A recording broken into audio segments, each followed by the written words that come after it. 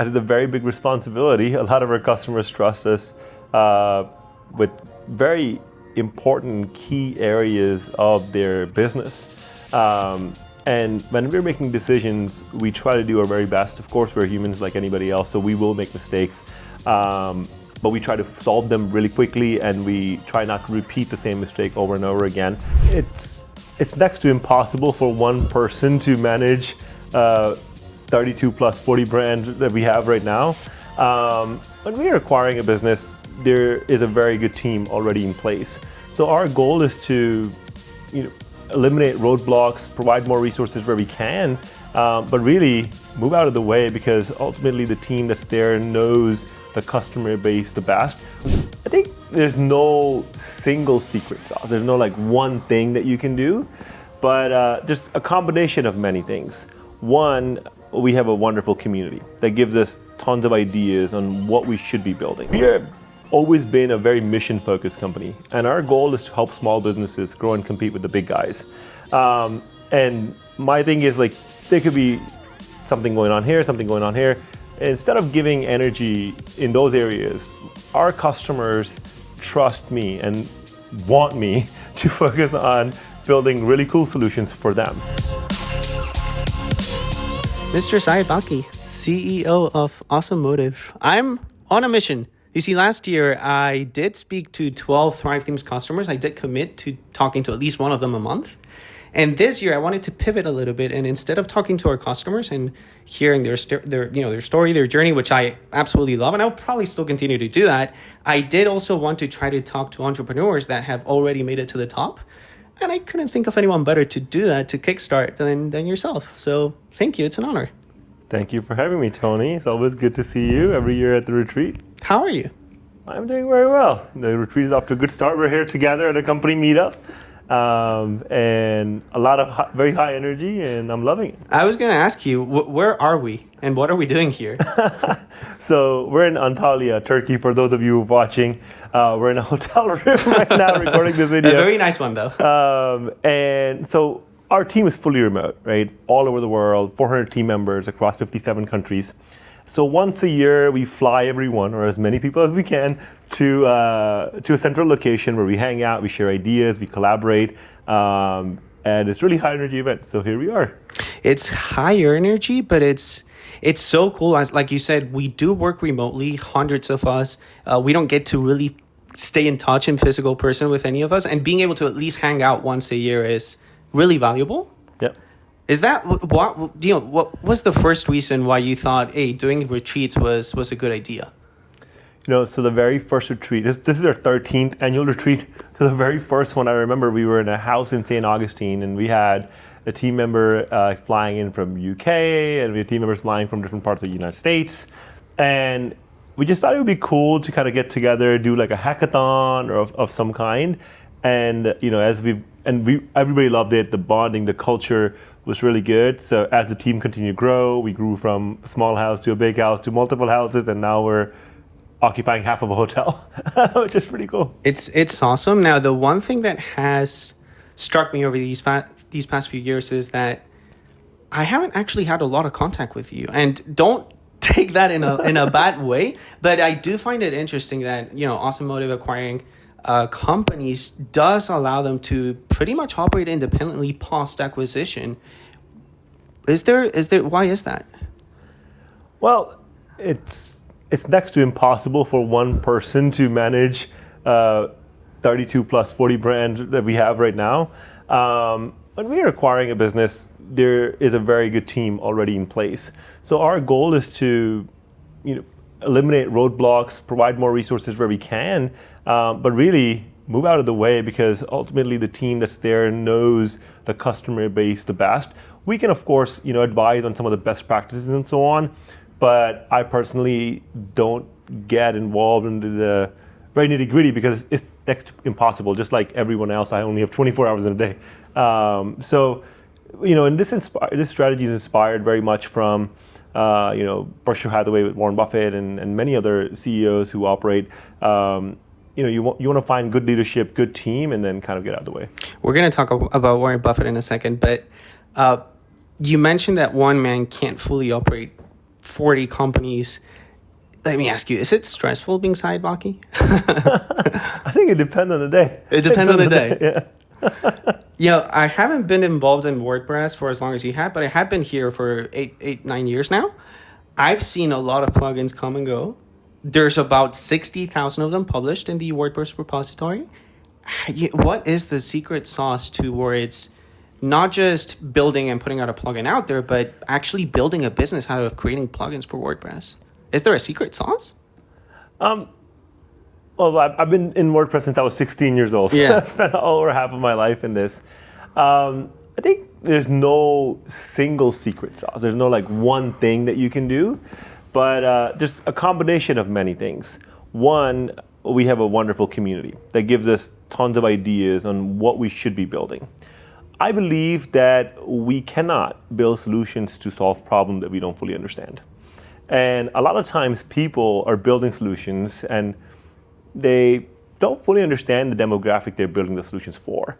And we're very fortunate that with the WPBeginner brand, with the experience that we have, that we really dig down to the root of the problem and then try to solve that. Instead of just copycatting something else, which there's a lot of copycats plugins. You know, the 60,000 plugins that are there, not all of them are unique. Many people have even forked their own solution and cloned their solutions. So I think what sets us apart is really focusing on the users, continuing to innovate, which is something that not many companies keep up for this long of a period of time. We just passed 30 million websites using our software collectively, which is an incredible milestone. That's a lot of websites. That's a lot of websites. That's a lot of incredible websites. milestone. So I think the things that we're doing, there's something's right, and we're going to continue doing that. I have to ask you though, there has been a little bit of drama lately around the WordPress ecosystem. How do you make it, or what are some tips that you can give to other businesses working on WordPress, and how does Automotive do it to stay, I think you like this sentence, laser focused on what really matters and not get distracted by what's going on in the trenches? There's always something going on somewhere in the world, in tech communities, and so on. We are always been a very mission-focused company, and our goal is to help small businesses grow and compete with the big guys. And my thing is, like, there could be something going on here, something going on here. Instead of giving energy in those areas, our customers trust me and want me to focus on building really cool solutions for them. And anything else, anything that deviates me away from that is basically doing them a disservice, right? So I believe any business owner, it is like our moral and ethical responsibility to focus on what the customers are paying us to focus on and ignore everything else. And that has been pretty much our motto. I love WordPress, by the way. I wouldn't be here in the position without WordPress, and I think that the long term, I'm very excited about. What makes you so excited about WordPress? What made you fall in love with WordPress in the first place? Well, I was looking for a blogging platform in 2006. And once I got in, I realized that the community around it, and really the open source ideals that WordPress embodies, really allows anyone the freedom to create whatever you're looking for. Now, the plugin ecosystem makes WordPress really exciting, with thousands and thousands of plugins that makes just about anything possible. You can even say web possible with WordPress. So, and the things that are coming up in the ecosystem right now, a lot of things that we are working on, the WordPress community, market share continue growing. So there's a lot of things to be excited about right now. You mentioned being excited about the future of WordPress. You are excited about it? I'm very excited about it. Where do you see WordPress in 5 years? I think WordPress in 5 years probably is powering over 50% of websites. And the internet. And the internet, yeah. And that's only going to keep growing. 5 years is actually not a very long time span. But what about 15, 20 years? I mean, 5 years is actually a very long span in technology. Tech moves fast, yes. That's true. So I think that for us to talk 5 years, it's crazy. But, I do see that as the e-commerce aspects of WordPress continue to evolve and get better, WordPress will continue to grow and WordPress will continue to scale. Now, you mentioned how our products, Automotive products, continue to innovate over time. And we do try to tackle problems that real people are having out there. But a lot of our tools, and this is something, for example, I'm noticing at Thrive Themes, we need to be careful as well with innovation, because if we touch things that are crucial or important, for example, I refer a lot to WP Simple Pay or Easy Digital Downloads. A lot of businesses out there rely on those plugins to do something as important as process payments. If you screw something up, you have problems. So how do you maintain stability within tools that are so important while still continue to innovate? That is a very big responsibility. A lot of our customers trust us with very important key areas of their business. And when we're making decisions, we try to do our very best. Of course, we're humans like anybody else, so we will make mistakes. But we try to solve them really quickly, and we try not to repeat the same mistake over and over again. And that's one of the advantages of Automotive, the ecosystem, is when one of our brands make a mistake, the other 40 will learn from it and not repeat that mistake. So I think one thing that helps us now at our scale is our ability to fail faster, which is a big differentiator. And that allows us to innovate more and innovate in a smarter way, in a more careful way, in a more sustainable way, in a more scalable way for our customers to ensure that sites are not breaking. When we are bringing tons of AI and tons of innovation within our products, but we want to make sure that we're not disrupting the existing workflow, because customers come to expect certain things to be in some places. Sometimes you do have to make that massive leaps, like big version, like 3.0 to 4.0 of things that we do, like we just did with the sugar calendar product. 3.0 it went live, and it's a drastically new experience, but it is a drastically better experience.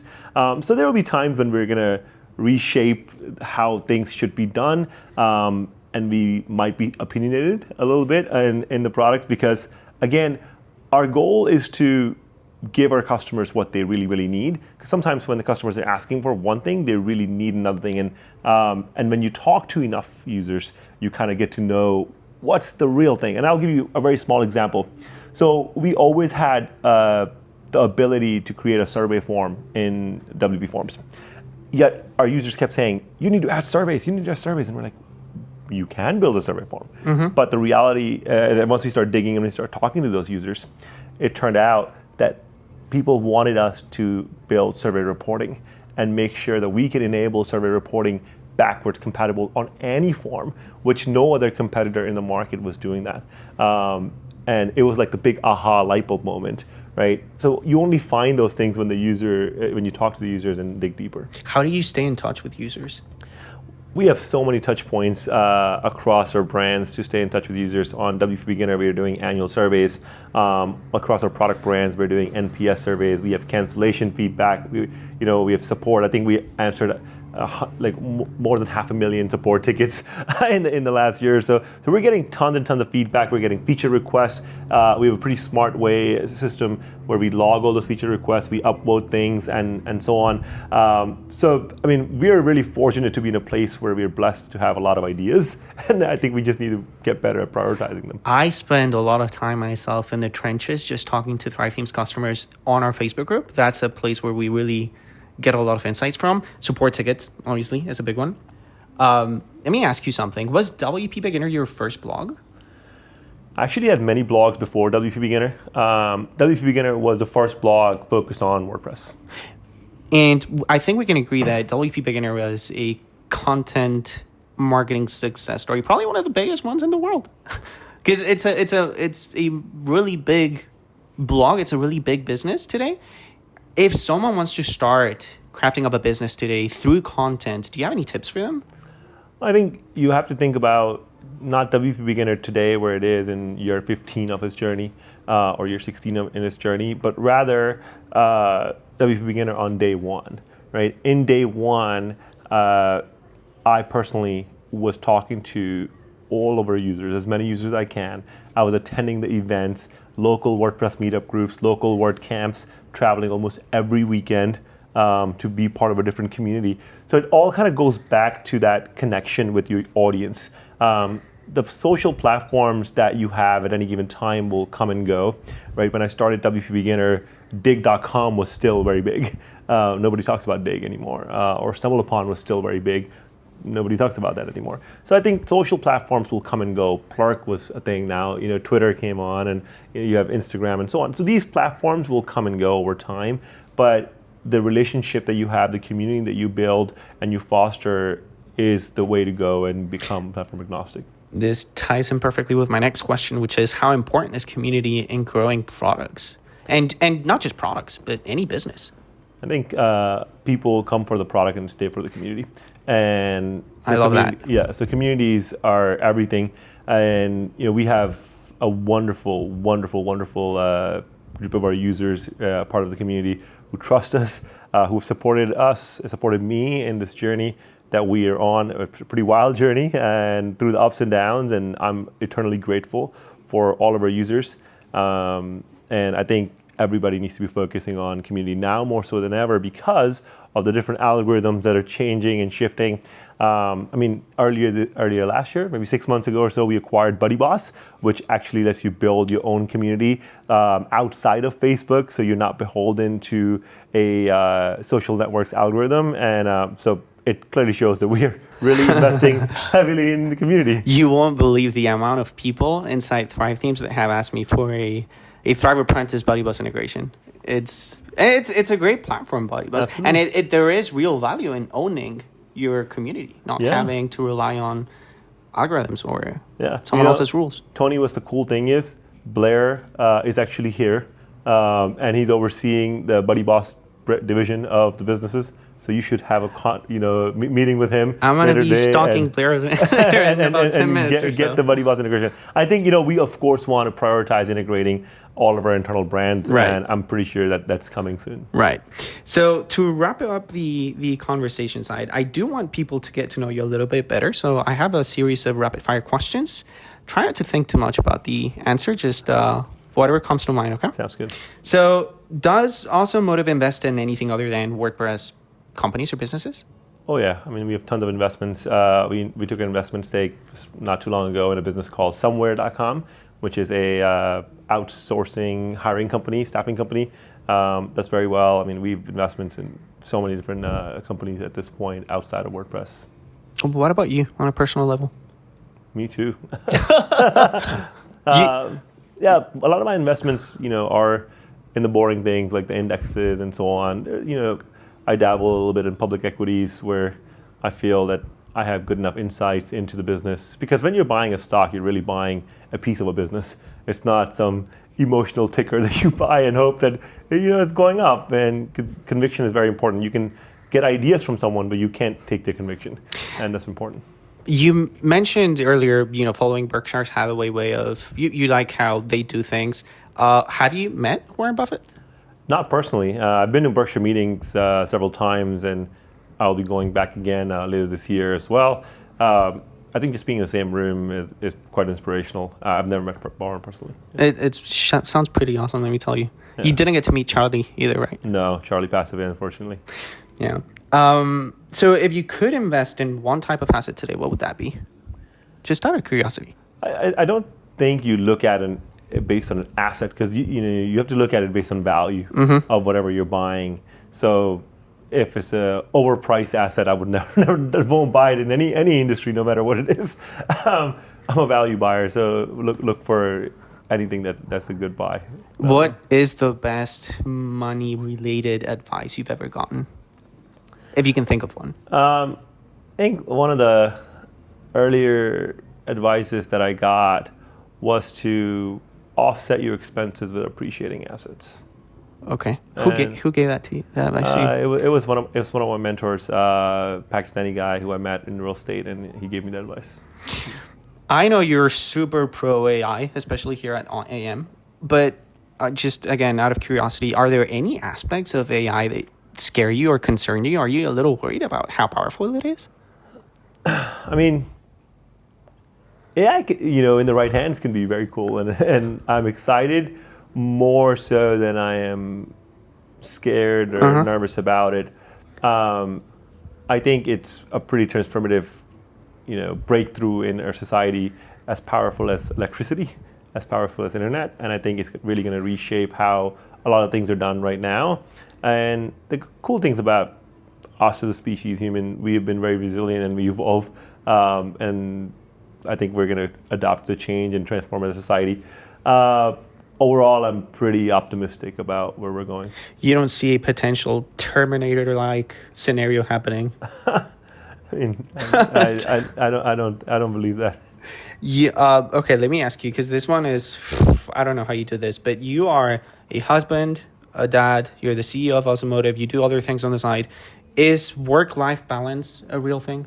I think it ebbs and flows based on what's going on. Of course, you want to prioritize your family. You want to prioritize, your kids, because nobody will remember you working late more than your kids, right? So I try to do my best to make sure that I'm available, but again, there are times when you have to be away somewhere else, and so I think it also varies based on the stage that you're in.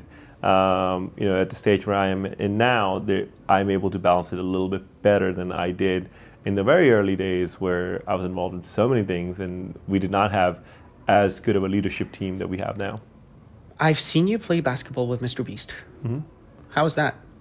Pretty cool. We had a good time. It's a bunch of friends got together and we just played basketball. Have you seen the new? He got a new Prime show on Beast Amazon. Games. Beast Games. Yeah, I want to give it a watch. It's pretty cool. Solomon and I watch it. We flew over to Turkey, so we haven't watched, I guess, the last season or so. But no, I think the production value of Beast Games is really cool, and Jimmy, of course, knows what he's doing from a storytelling perspective. He's a great storyteller. Great storyteller, and his processes are very refined. I mean, I got to see a little bit of it behind the scenes when we were up in North Carolina in the Beast HQ. So, I mean, I think he's doing amazing things, and it's really exciting to watch his journey. Is there an entrepreneur that inspires you? There's a lot of entrepreneurs that inspire me.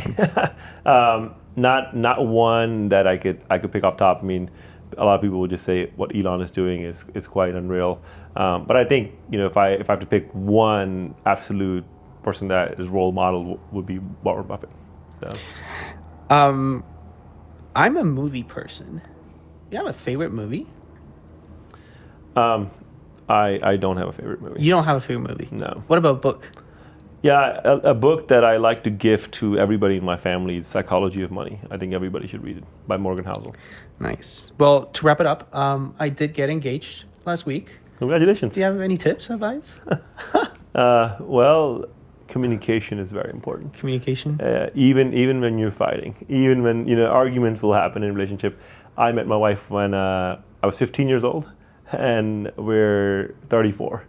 We've been together for more than half of our life at this point, and have been married for like 12 plus years. Just communicate, right? Communicate. And say you're sorry when you're it's nothing is cheaper than hey, I'm sorry, and say I love you. Those two things go a very long way, and you two will evolve as people and grow together, and remember that you're always in the same team. So. Well, thanks, man. Appreciate your time. Of course. Thank you. Thank you. Yeah.